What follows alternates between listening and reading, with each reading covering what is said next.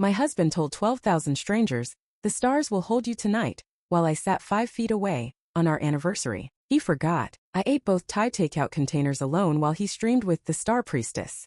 I still remember the last night that felt truly ours. It was one of those late summer evenings where the air smelled like pine and the stars looked close enough to touch. Marcus and I had dragged out the old quilt we kept in the trunk and lay on it, shoulder to shoulder, watching the sky bloom with constellations above the Vermont hills. He pointed out Saturn with his laser pointer like always, and I played along like I didn't already know where it was. He told the same old myth about Cassiopeia and laughed when I corrected him. That was just us, teasing and quiet and safe. My name is Leo. I'm 39 years old, and I live in a little town called Marshfield, Vermont. I work part-time at the community library and pick up hours at a co-op in Montpelier. It's not glamorous, but it's enough. That night, that last perfect night, I remember Marcus turning to me whispering, "We should do this every Friday again." I nodded, holding on to that moment a little tighter than usual. I didn't know it then, but that was the last time he said something like that and meant it. It started small after that, subtle, almost sweet. Marcus, ever the night owl, began setting up a little webcam on the porch to film our stargazing sessions. He called it Midnight Skies. Just a little side thing, he said. Guided meditation, soft music, constellation talk. It was cute, first.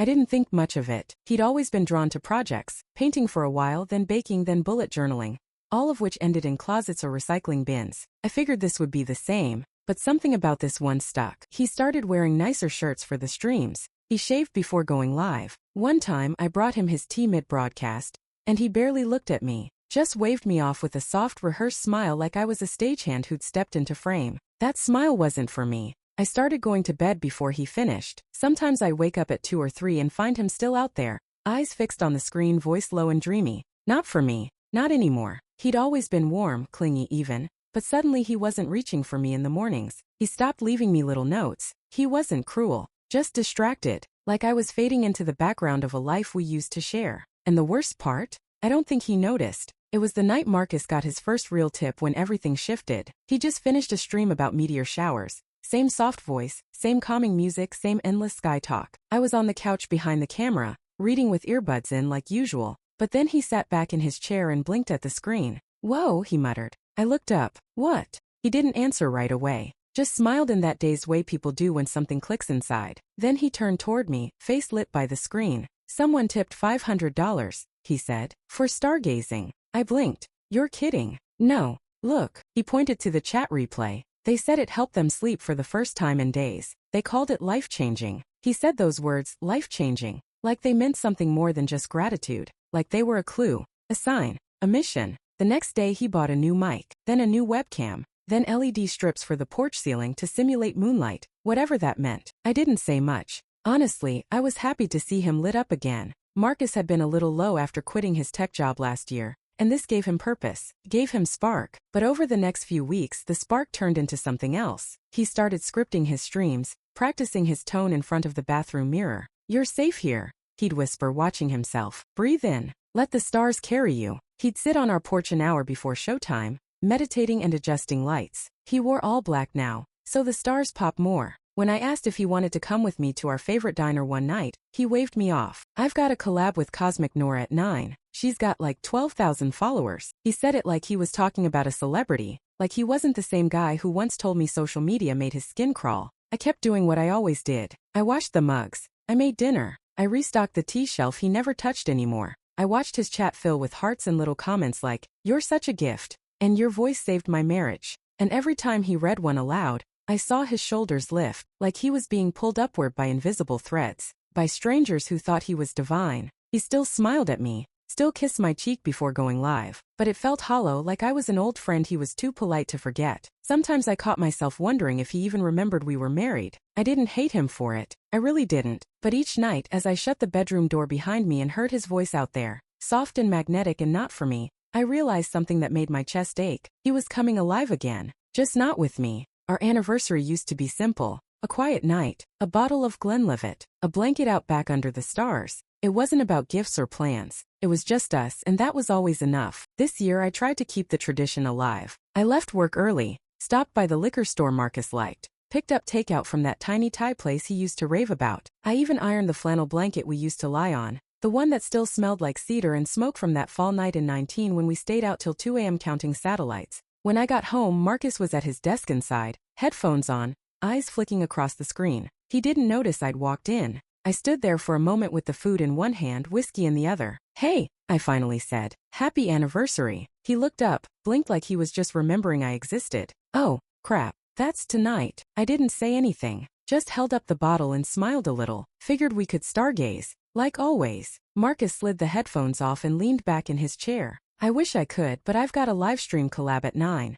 Big one. Sky Nectar's hosting. It's a 3-channel simulcast. Kind of a huge deal. Can't you reschedule?" I asked. "Just this once." He sighed, rubbed his temple. "I really can't, Leo. We've been planning this for weeks. It's kinda next level." I swallowed hard. "Right." He stood up, kissed my cheek and said, "Rain check, okay? Maybe this weekend." I watched him grab his black hoodie, the on-air uniform, as he called it, and walk outside to the porch studio he'd built from string lights and cheap backdrops. I set the food on the kitchen table and poured myself a glass of whiskey. Alone. The worst part? I didn't even feel surprised. We used to share everything. Grocery runs, pillow talk, even dumb things like picking which mug to use in the morning. But those little rituals had vanished without ceremony. Now it was frozen meals and separate bedtimes. Me listening to podcasts while he went live. Me staring at our ceiling while he spoke in that calm, practiced tone out on the porch, telling strangers how the stars would hold them through the night. I tried to tell myself it wasn't personal. He was doing something meaningful.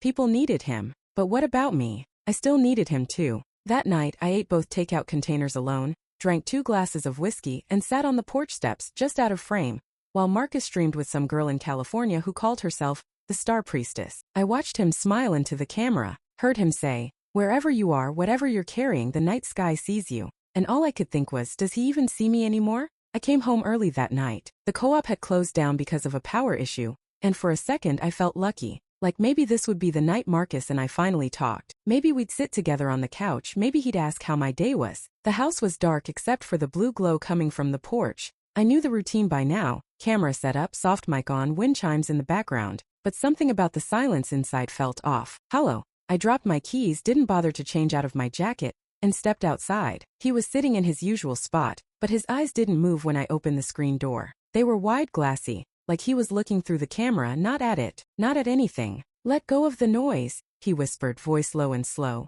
"Let yourself become part of the great dark. Let the galaxy cradle you." I stood at the edge of the porch watching him. He didn't blink, didn't shift. He looked like he was in a trance. The comment feed on his laptop was flying. "This is pure soul medicine. Your voice is like velvet wrapped in moonlight. He looks like he's in love with the galaxy." That one stopped me. He didn't react to it, but I did. It hung there on the screen, glowing in white text. My breath caught in my throat. I didn't think. I just spoke. "Marcus." "Nothing." I walked closer. "Marcus, look at me." His eyes finally flicked toward me, like I'd interrupted something sacred. He muted the mic without saying a word. "What are you doing?"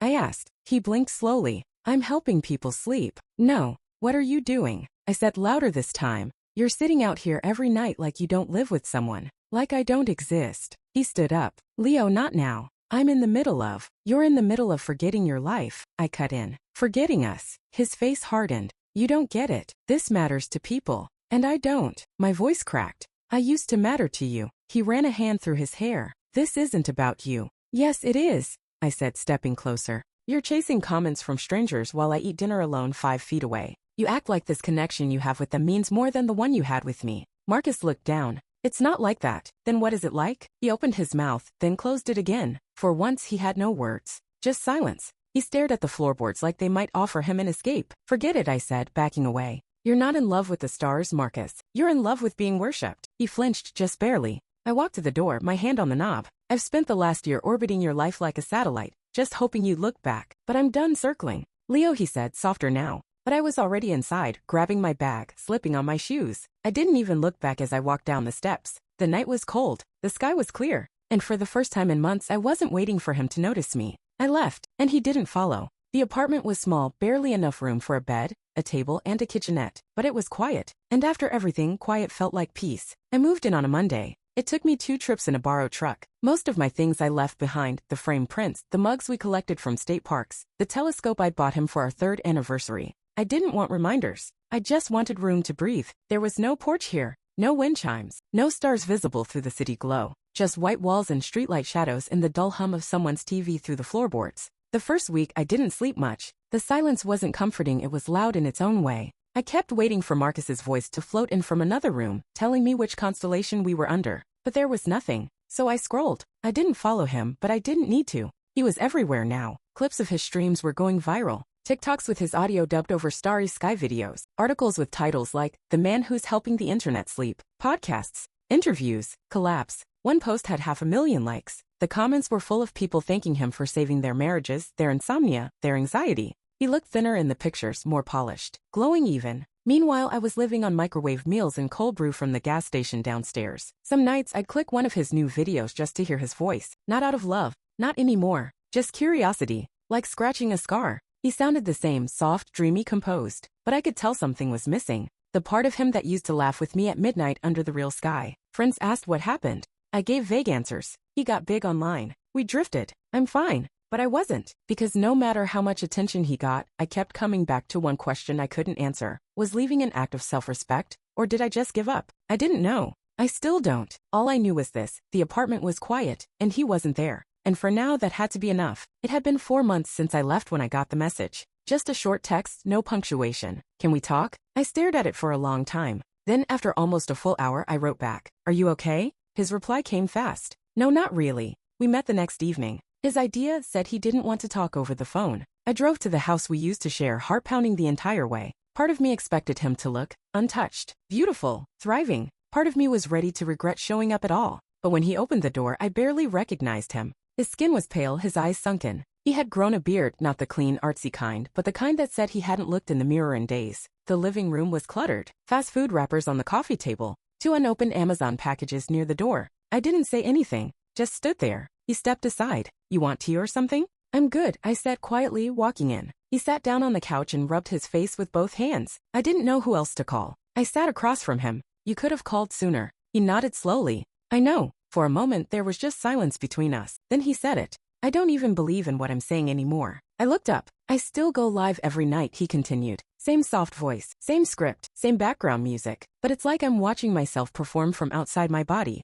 He paused. "And every night when the stream ends, I just sit there staring at the screen, feeling like a fraud." I didn't say anything. I wasn't sure what to say. I didn't plan for any of this, he went on. It just spiraled. The tips, the praise, the brands reaching out. It got big so fast and I didn't want to lose it. So I kept going, even when I was exhausted, even when it stopped feeling good. His voice cracked on that last word. "You could have told me," I said quietly. "When it started getting hard." He shook his head. "I didn't want to disappoint you. Marcus, you pushed me out of your life completely. And now you're scared because the thing you chose over me is burning you alive." He didn't argue, didn't defend himself, just looked down at his hands, fidgeting with the edge of his sleeve. "I don't know how to stop," he whispered. I let the silence settle between us before I spoke. "You need to end the performance. All of it." He looked up, eyes wide. "I can't. There's a contract. A sponsorship deal. Expectations." I leaned forward. "And none of those things are more important than your sanity." He sat there, breathing slow and shaky. I stood up. "I'll be back tomorrow. We're cleaning this place up. And then you're figuring out how to walk away." He didn't smile,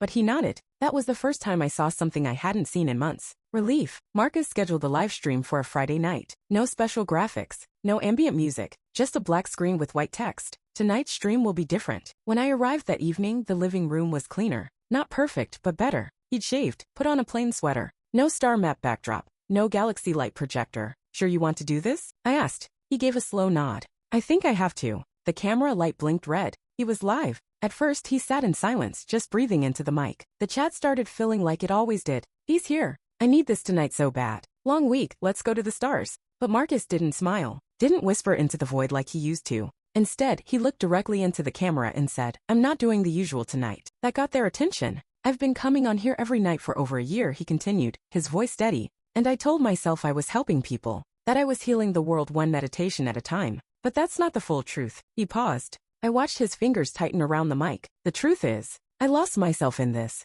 I stopped sleeping. I stopped eating. I stopped seeing the people who loved me. I let 1,000 strangers into my life, and I pushed one person out." A few comments came in. "Wait, what's happening? Marcus, are you okay? Please don't stop this." He kept going. "I don't know who I am off camera anymore. This voice, this calm energy, it's become a costume I can't take off. And I need to. For my health, for my mind, for whatever's left of my actual life." I looked at him. His hands were trembling. "I know some of you will be hurt. I know some of you will think I'm selfish. But I can't keep performing peace while drowning in panic. I can't keep showing up for thousands if I can't even show up for myself. The chat exploded. Please don't leave. I'm crying. You got me through my divorce. You helped me survive cancer treatment. What am I supposed to do now? One comment hit the screen and just stayed there in my head. No, you owe us. Marcus read it. I saw it land. He blinked hard and leaned forward. I don't owe anyone my soul. And then without another word he reached out and ended the stream. Just clicked and broadcast. No goodbye. No music. No ritual. Just silence. He sat back, breathing heavy.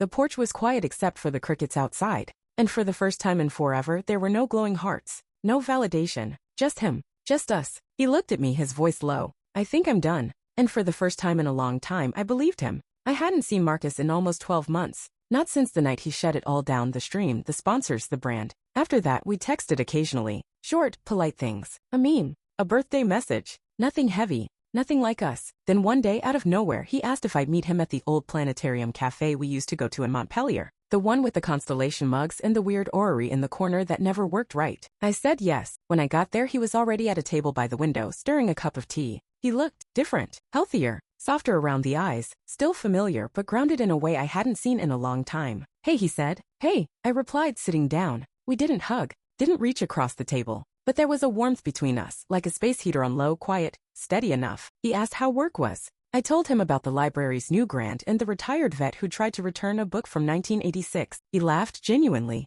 not the on-camera kind. I asked what he'd been up to. He said he was teaching part-time now an intro to astronomy class at the community center. Small group, mostly seniors and a couple of curious high schoolers. No cameras. I asked. No cameras, he said. And no velvet voice either. Just me. We talked for over an hour. Nothing big, nothing dramatic, just two people who used to orbit each other, sitting in the gravity of what remained. At one point, I caught him watching me the way he used to, with that quiet intensity that said, I see you. But he didn't say anything, just smiled. I'm glad you're doing better, I said. I'm glad I didn't lose everything, he replied. I nodded, even though we both knew something had been lost. Not in some explosive, tearful way, but gradually, like a slow drift in space. We were no longer husbands. We were survivors of something tender that collapsed under its own weight. As we finished our drinks, he reached into his coat and pulled out an envelope. Pictures, he said, from that last night under the stars. Before everything. I took it, held it in both hands. Thanks. When we stood to leave, we didn't make promises. No talk of getting back together or seeing each other soon.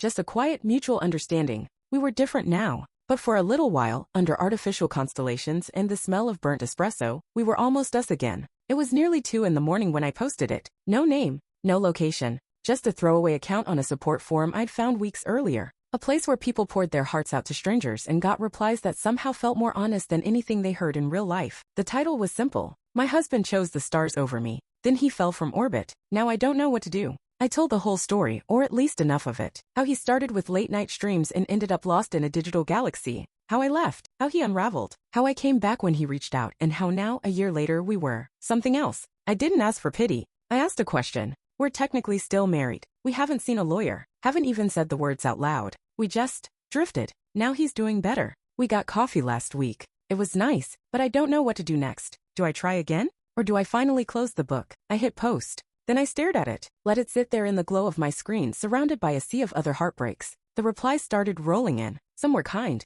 You owe it to yourself to find out what you want now, not what you used to want. If he's healthy and you're still curious, maybe coffee turns into something. No rush. Others were blunt. He left you emotionally long before you walked out the door. Don't go back. You saved yourself once. Don't trade peace for nostalgia. Then there was one that stopped me cold. It was short. If you're still married, either commit or free him. I read it 3 times. Then I turned off the lamp, lay in bed, and stared at the ceiling. The apartment was dark and quiet, just like it had been every night since I left him. I reached for my phone, opened my contacts, scrolled until I found his name. Marcus, still starred, still at the top, still untouched. My thumb hovered. I thought about the good nights, the bad ones, the silence that grew between us. The message he sent that night when he finally said, I don't know how to stop. The sound of his voice when he said, I'm done. I didn't know if I wanted to be his husband again, but I knew I couldn't stay in limbo forever. My thumb didn't move. Not yet. Instead, I turned off the phone, set it face down on the nightstand, and stared at the sky through the window, the real one. No filters, no followers. Just a slice of night, unfiltered and unfinished. Tomorrow, I'd decide. But tonight, I was just a man beneath the stars.